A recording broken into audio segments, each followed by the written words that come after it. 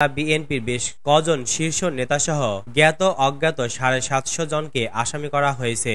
শুক্রবার ৩১ ডিসেম্বর সন্ধ্যায় বাংলা নিউজকে এ তথ্য নিশ্চিত করেছেন সিরাজগঞ্জ সদর থানার পরিদর্শক তদন্ত সাজ্জাদুর রহমান। তিনি বলেন, ৪ মামলার মধ্যে পুলিশ বাদী হয়ে ৩টি ও উজ্জ্বল হোসেন নামে এক ব্যক্তি বাদী হয়ে অপর মামলাটি দায়ের করেন। মামলায় আসামিদের মধ্যে বিএনপি জাতীয় নির্বাহী কমিটির সদস্য ও জেলা বিএনপি সাধারণ সম্পাদক সাইদুর রহমান বাচ্চু, সহ সভাপতি আজিজুর রহমান দুলাল, সহ সভাপতি নাজমুল হাসান তালুকদার রানা সহ একাধিক শীর্ষ নেতা রয়েছেন। পরিদর্শক তদন্ত সাজ্জাদুর রহমান বলেন, উপ পরিদর্শক এসআই মোস্তাফিজুর রহমান বাদী হয়ে ২৯ জনের নামে উল্লেখ করে অজ্ঞাত ১০০ থেকে ১৫০ জনকে আসামি করে একটি, উপ পরিদর্শক এসআই আলিম হোসাইন বাদী হয়ে ২৭ জনের নামে উল্লেখ সহ অজ্ঞাত ২০০ থেকে ২৫০ জনকে আসামি করে একটি এবং উপ পরিদর্শক এসআই মাহমুদ হাসান বাদী হয়ে ২৫ জনের নাম উল্লেখ করে অজ্ঞাত আরো ২ থেকে ৩০০ জনকে আসামি করে একটি মামলা দায়ের করেন। অপরদিকে রেলওয়ে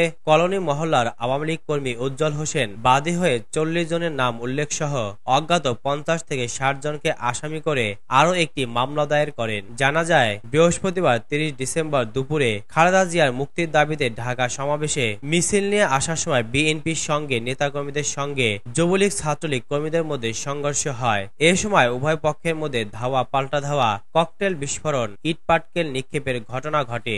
এক পর্যায়ে শহরের কলেজ রোড, ইলিয়ট ব্রিজ এলাকা রণক্ষেত্রে পরিণত হয়। এতে উভয় পক্ষের অন্তত ৭০ নেতাকর্মী আহত হন। সিরাজগঞ্জে আওয়ামী লীগ ও বিএনপির মধ্যে সংঘর্ষের ঘটনায় ৪টি মামলা দায়ের হয়েছে।